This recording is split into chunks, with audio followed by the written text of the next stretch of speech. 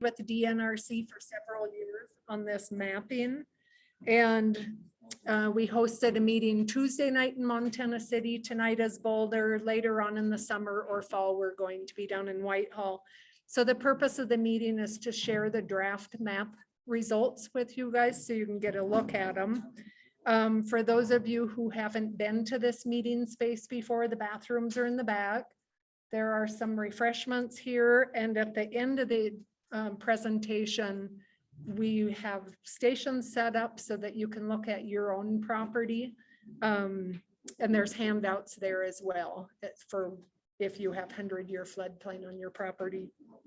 So with that being said, I'm going to hand it over to Tiffany Leiden with DNRC.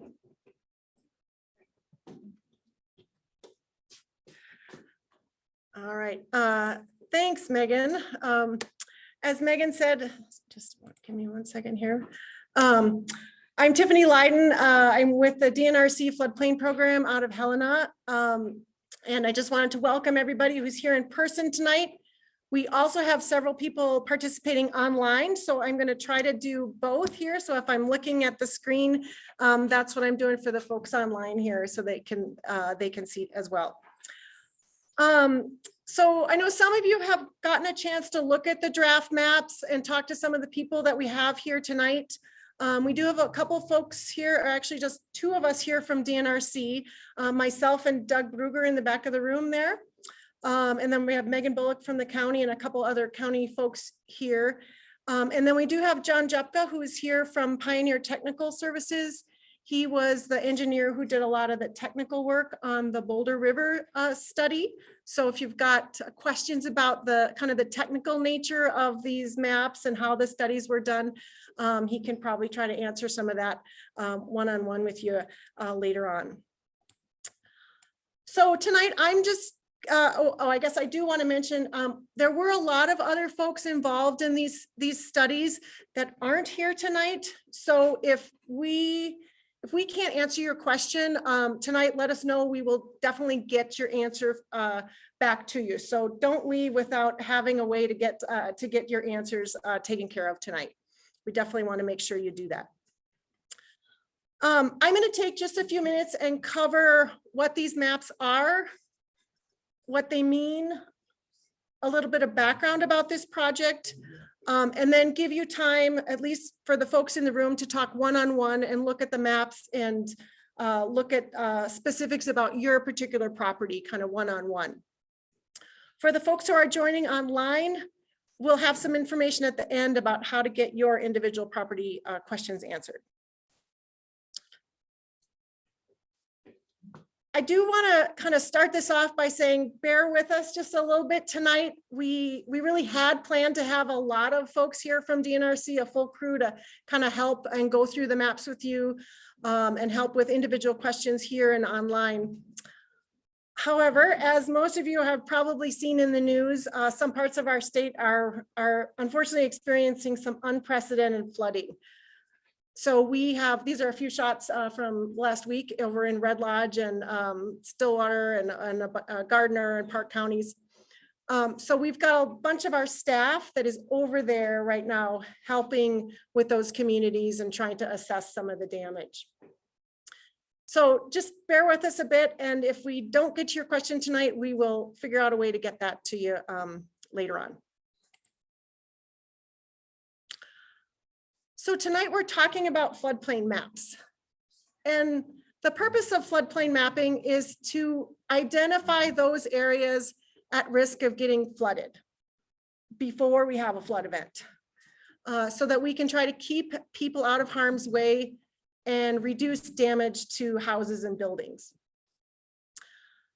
This is really a collaborative effort. The state, the federal government, Federal Emergency Management Agency, the county, Jefferson County, Whitehall and Boulder, and counties and towns around the state, we all work together to try to identify and map flood risks. And we do the best that we can to map those areas at risk of flooding based on the information we have at the time. So I'm going to talk a little bit about how these maps are developed and what gets put into them. Floodplain maps today are called flood insurance rate maps. They are the official maps that are maintained.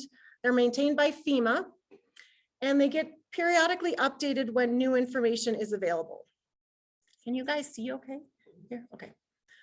One thing I want to point out is that these maps are not going to show what's at risk from sort of any old flood event. What gets put on these maps are those areas that have a high risk of getting flooded when we have what's called a 100-year flood event. Now that's kind of a misnomer because some people think if we had a 100-year flood event, we're not going to have another one for another 100 years.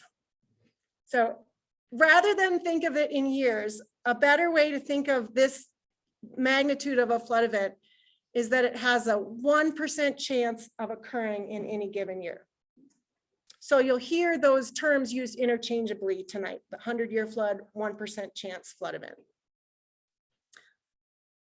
The other thing to keep in mind is that in a big flood event, a 1% flood event, there may be local conditions in some spots, like a bunch of trees that go down in a flood event, a culvert that gets blocked, a bridge that gets blocked. We certainly saw that over in Red Lodge last week and a lot of the other places. So those situations may cause the water to behave a little differently in spots. And some of that is just unpredictable. That's the nature of that. But by and large, these maps really should represent those areas that have a high risk of getting wet when we have a 100-year flood event.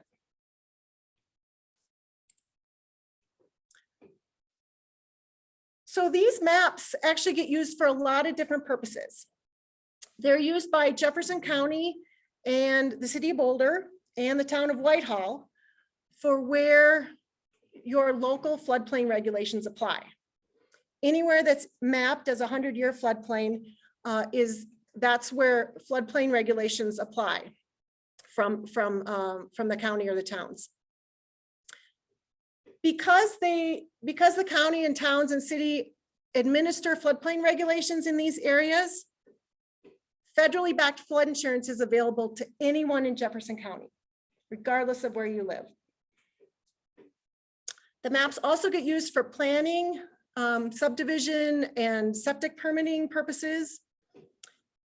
And they're used by lenders to determine if a home that they're financing has a risk of being flooded. They're going to use these maps to look at if a building that you want to get a loan for or have a loan for is in that high risk flood area. If it is, they're going to require you to carry flood insurance as part of your loan. I know there's a lot of questions about that, and we'll get into some more of that as we go here. The maps are also used for emergency management purposes. We had a big discussion yesterday with your emergency manager here, Doug Dodge, talking about what roads are going to be overtopped in a flood event, what areas might be blocked off and not have access. So it's really a lot of important information that these maps get used for. So given that, we really recognize that they really should accurately reflect what's at risk. So sometimes they need to be periodically updated.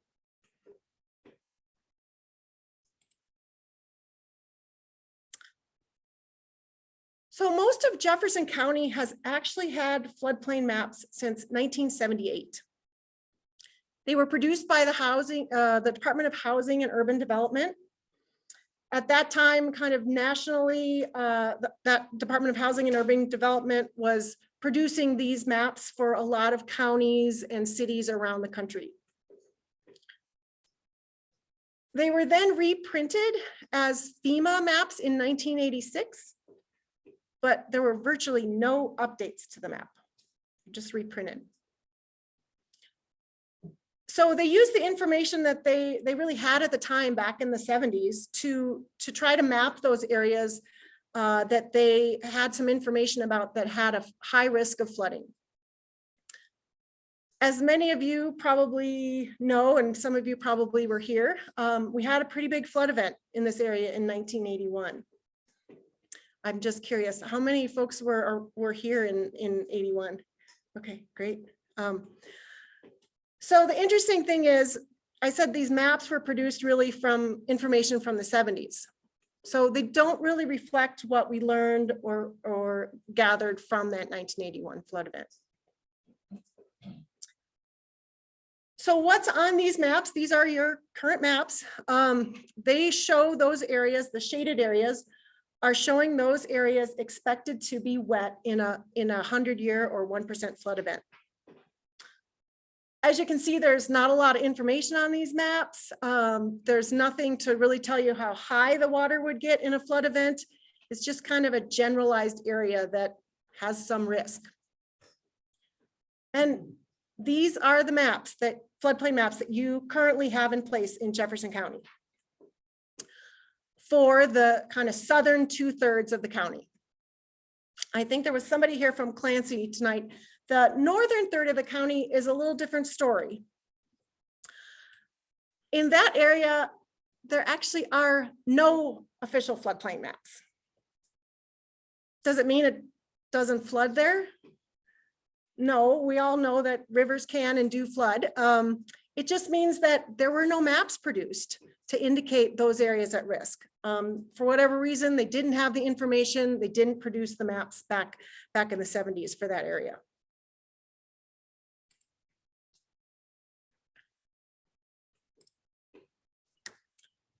So a number of years ago, Jefferson County requested help getting updated, better information. And we started working together to conduct updated flood studies in Jefferson County. These studies will eventually replace your current floodplain maps with new, updated, more accurate information. In the northern part of the county where there aren't currently FEMA floodplain maps, those will be produced for the first time on Prickly Pear, Warm Springs Creek, Clancy Creek, and Buffalo Creek. If you're interested in how flood studies are conducted today, we don't just do a shaded area on a map and call it good. There's a lot more that go into them these days. We've got, I won't go into that right now, but we've got some handouts here that are on the tables, and I'll put some on the back table. And for those that are participating online, these are also on the website. You can access that. But it just kind of talks about what information goes into that and how the studies are done. And again, we do have some folks that can kind of speak to some of that if you are interested in a lot more of that technical information.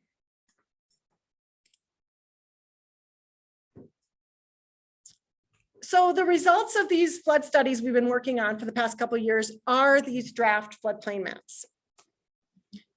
And we're now at the stage when these maps are ready for review, which is why we're here tonight and why we were in Montana City on Tuesday night. Public review, your review of these is really an important part of this whole process. These maps are not expected to be finalized for a while, probably 2 years from now. But the county and the state really wanted to get them out in your hands early so you can start taking an early look at those and provide any feedback. We really want them to be looked at, and your review is a really important part of that process. If I can do this, I might take a drink of water here.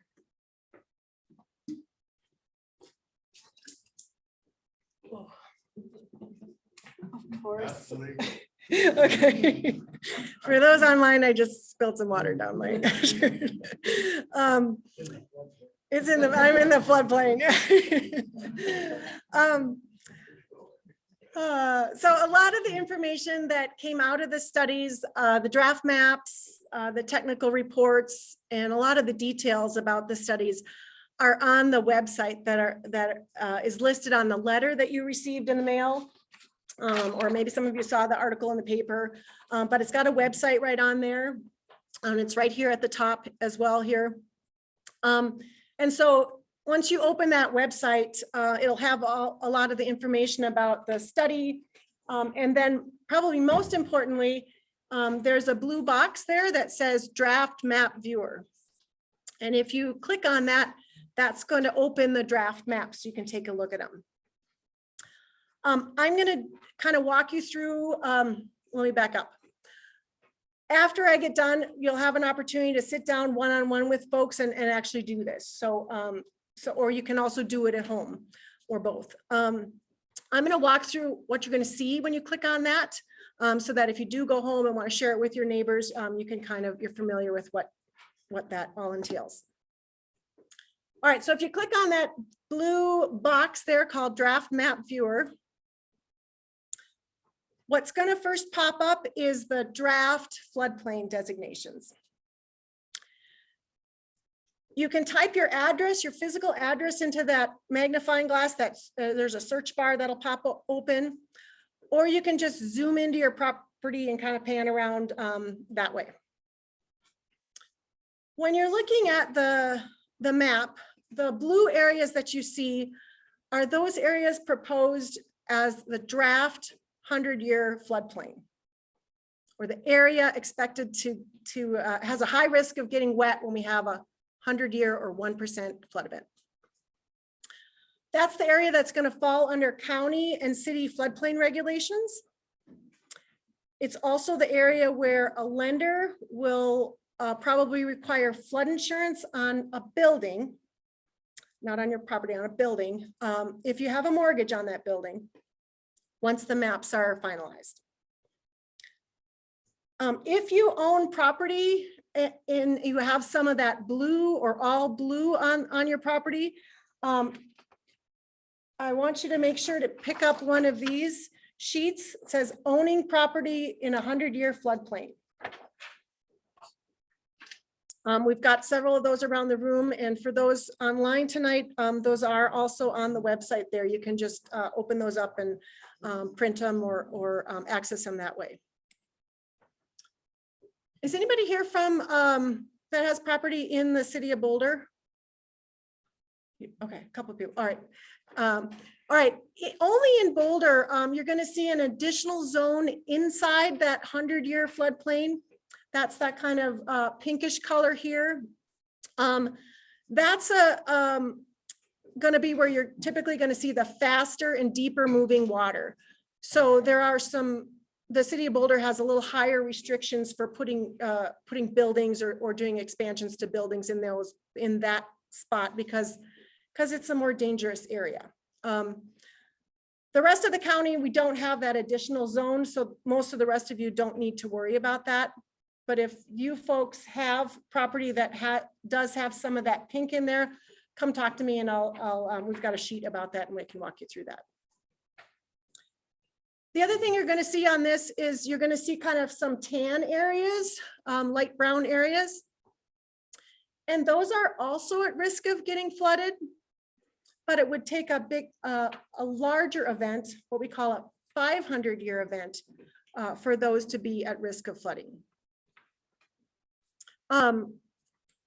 City and county floodplain regulations do not apply in those areas. And lenders typically don't require flood insurance in those areas. Anywhere outside of those colored areas is considered a low flood risk area. But low flood risk does not mean no flood risk.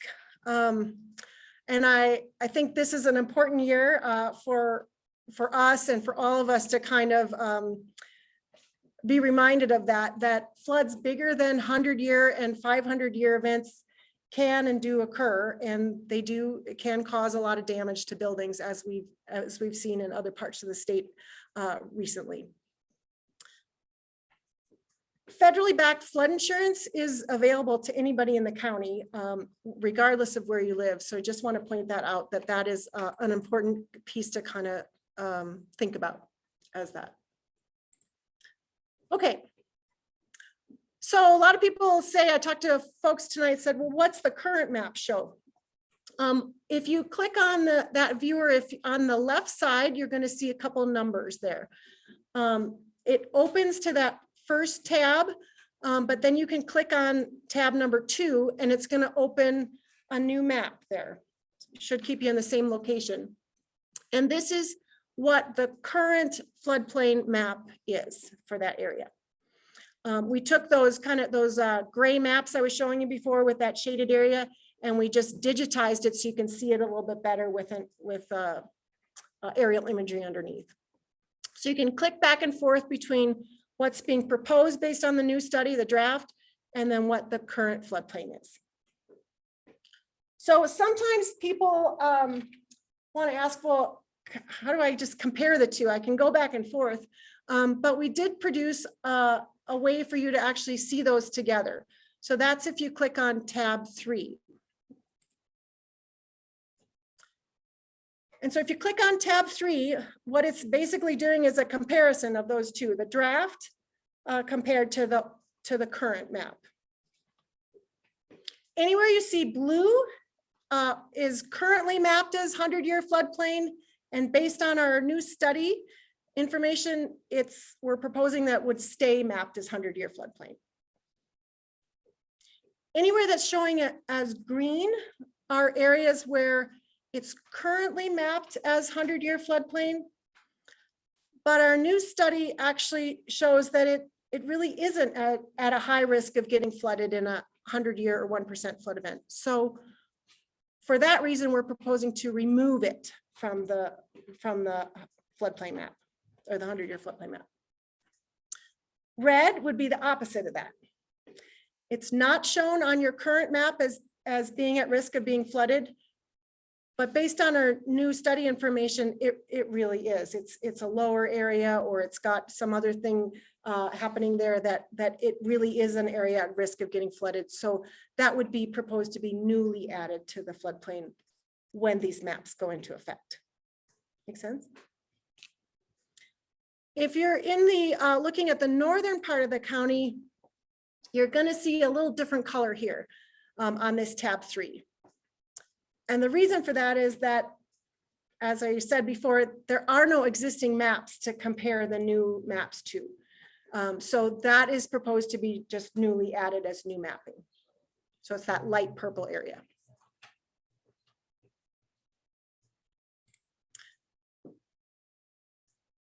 The other thing I want to point out is if you're on that tab 1, that first one where you open it up and you get to your property, if you zoom in far enough, you're going to start to see these lines appear across the blue floodplain. And those are flood elevation lines. They've got numbers, elevations along with them. That's how high the water is expected to get at that location in a 100-year flood event. So you'll see that change as you move downstream. Again, more information than your current maps have, which have no information about how high the water is expected to get.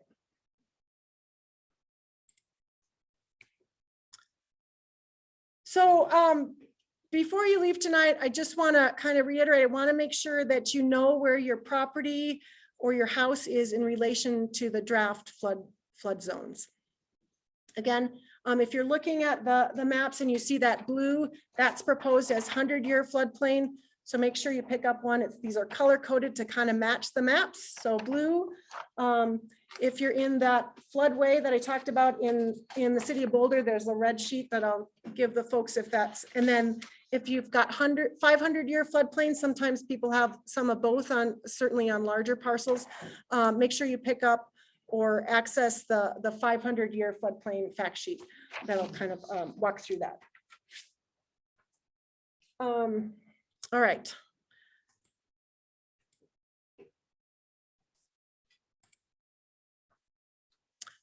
So what does it mean to own property in one of these flood zones? I'm going to walk through that. There's a lot of information, a lot of stuff on these fact sheets. I'm going to just kind of walk through a little bit so you get a little overview of what it means if you want to do any new development on a property that has 100-year, 500-year, or 100-year floodplain, and then what does it mean for flood insurance? As I said before, Jefferson County and the city of Boulder have floodplain regulations, and those are in place to regulate any new development in the 100-year floodplain. Being in a 100-year floodplain doesn't mean you can't build. it's certainly a riskier area to build. But if you are going to build in those areas, there are standards and regulations that apply so that whatever you're building is going to be high enough and safe enough from a flood event and not going to impact others. So the way that the county and city do that is through floodplain permits, and the standards are right there spelled out in their floodplain regulations.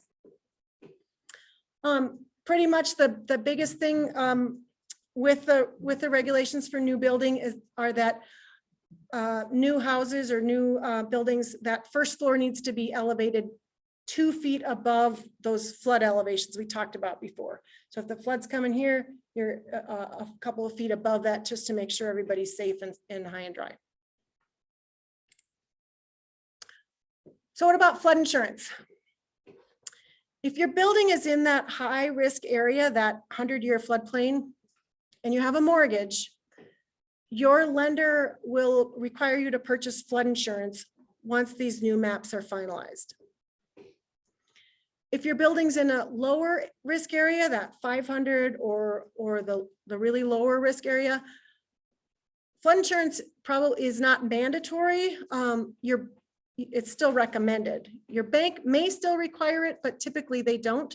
But it is certainly recommended regardless of what zone you're in. Landowners and renters can both purchase flood insurance. And I think the biggest point I want to drive home after being over in Red Lodge and Fromberg last week is that homeowners insurance does not cover flooding. So flood insurance is really an important way for all of us to protect our investment in the event of a flood. And earthquakes, yeah. I mean, it's kind of evaluating your risk is really what it boils down to. Okay, so here's where we're at in the process. This timeline is on the project website for those that are participating online, or if you want to go home and take a look at it. We're here where this red circle is, which is kind of the point where we have this draft data available for review. We're a couple years out from these maps replacing your current maps. The reason for that is they have to go through a pretty lengthy public review process.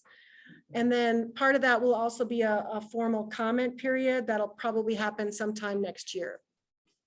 We'll be working with the county and the city and the town of Whitehall to kind of keep people updated about the process. You can always go to this website and get updates there too, or give me a call anytime and I can kind of let you know, or Megan as well. In the meantime, we really encourage you to take a look at the draft maps and the study information. If you see errors or things that just don't look right, we want to know that. Your feedback is really important. So we really encourage you to take a look at that. And if you do have feedback, you can give that to me or to Megan anytime.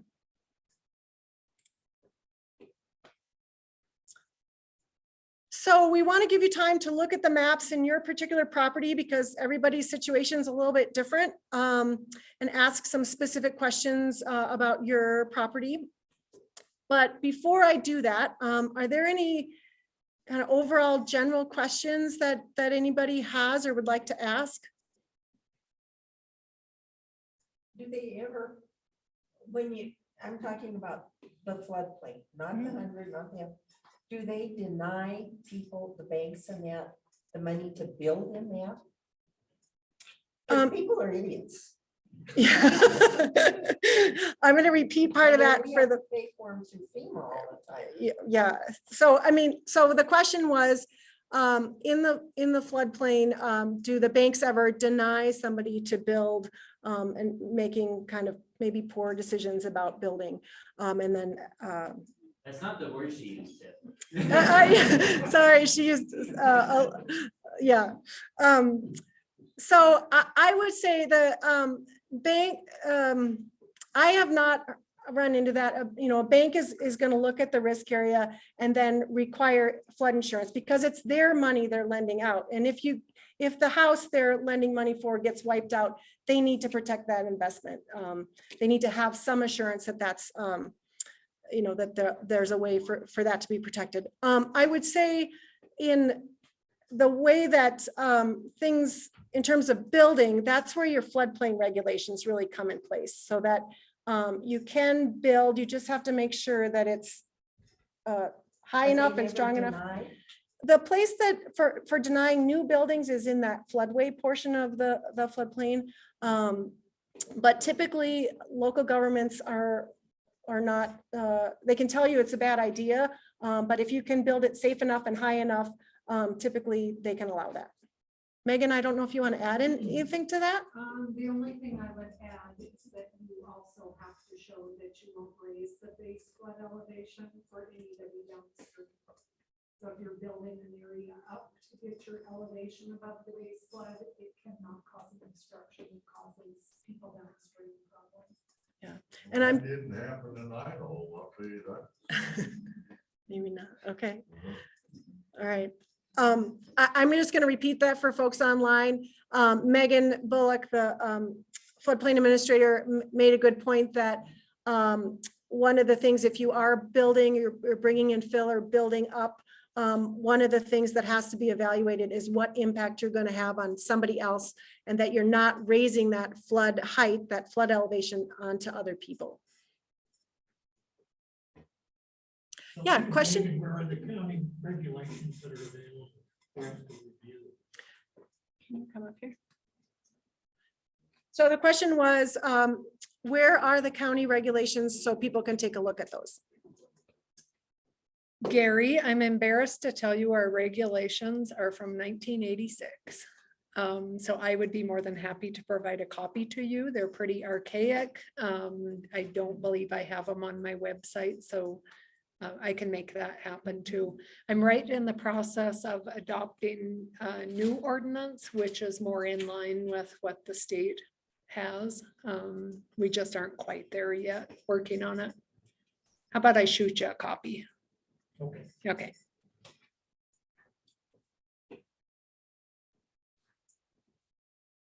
So there were floodplains developed in northern Jefferson County years ago. There were just no maps. So the question was, there were floodplains developed in northern Jefferson County, right? But there just were no maps.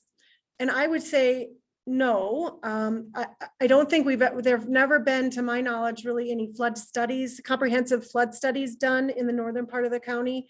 I do know that Megan has in the past used some of the photos from the 1981 flood event to try to indicate, well, if it flooded then, we have some idea that it's at risk of flooding in terms of where you're putting your septic or doing some building.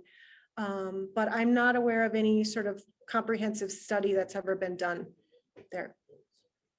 So did you say that if you are now, here in a couple of years, are in the new basic floodplain map, floodplain, then you say your lender, if you have a mortgage, will make you get flood insurance, or they will suggest they will enforce that? Yeah, so the question is, just sorry, repeating it for these folks online. If you're in the northern part of the county and it's not mapped right now, in 2 years from now, when these maps go into effect or whenever they go into effect, you want a clarification that your lender will make you have flood insurance if your building is in the newly mapped floodplain. And the answer to that is yes. So what happens when new maps go into effect? Lenders will reevaluate their loans. They do that all the time. And so there's a requirement for lenders that have, for federally backed loans, that they're looking at these maps. And since it's federally backed, I'm not a banker and all of this stuff, but they will look at that and they have to require flood insurance. They have to require that you carry it.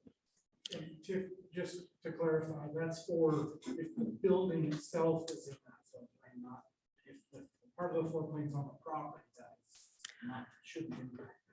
That is correct. And Doug, thank you for bringing that up because that came up on Tuesday, that if you have a piece of property and a portion of your property has some floodplain in it, but your building, your house is, is not in that 100-year floodplain, it's the building that the banks are looking at, not the lot.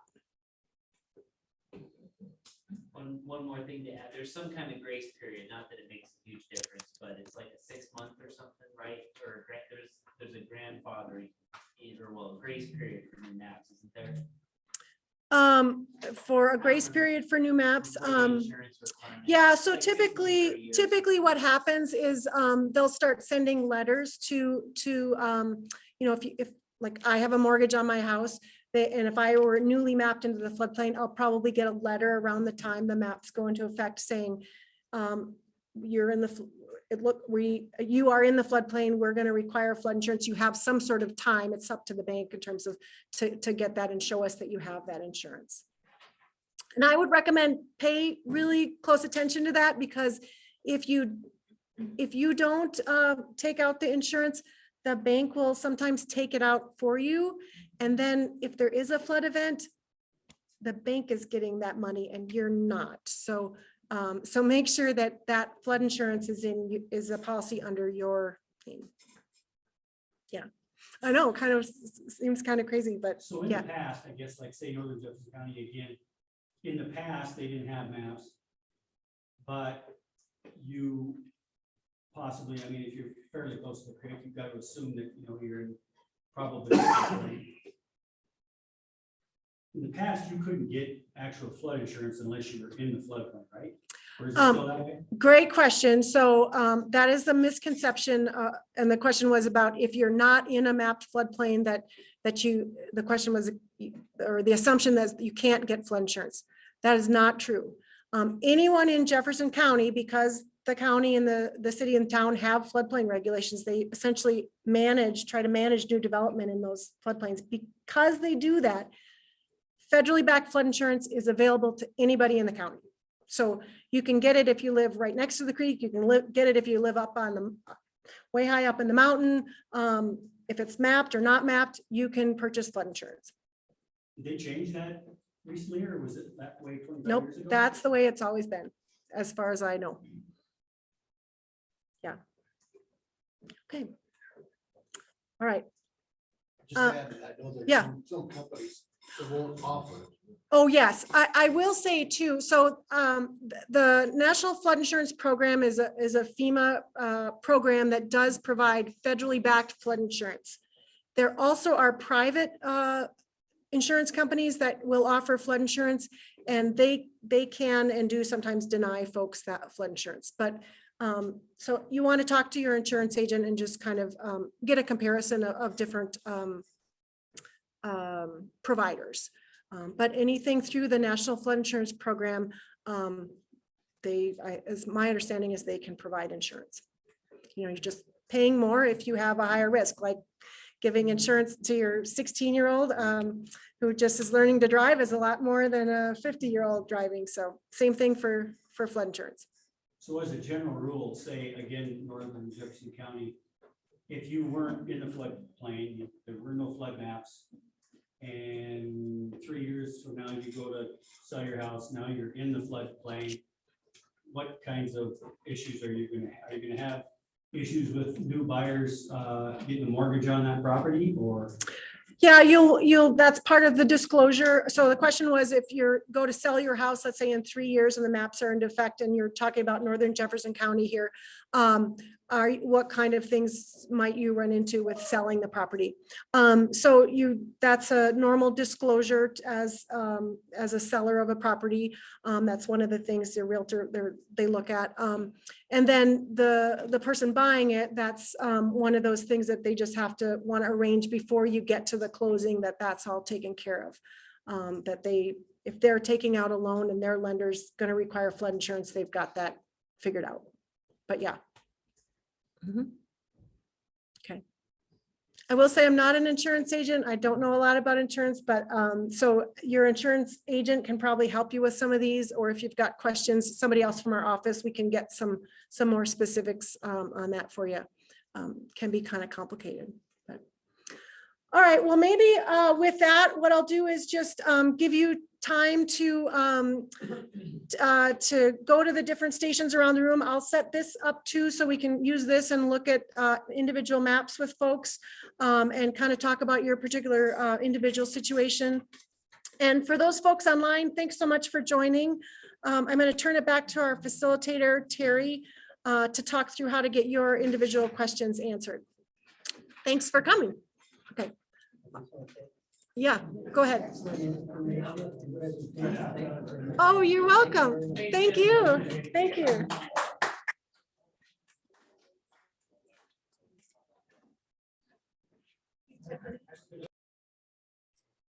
All right, thanks for joining us, everyone. I'm going to share my screen that has Tiffany's contact information.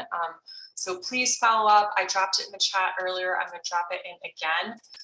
You can see she has office hours tomorrow, so feel free to give her a call. She has that dedicated time available to talk with people and answer any questions. But if you're busy tomorrow, you work, whatever, just send her a note via email or call next week. Call anytime, essentially, is what she said, and we'll be sure to answer your questions and get you all set. So with that officially ends our presentation. So I'm going to leave the slide up for a few minutes, but that is pretty much it. So we hope you have a good rest of your evening. And again, please reach out if you have any questions, and we'll be sure to get you the answers. Thanks for joining us tonight.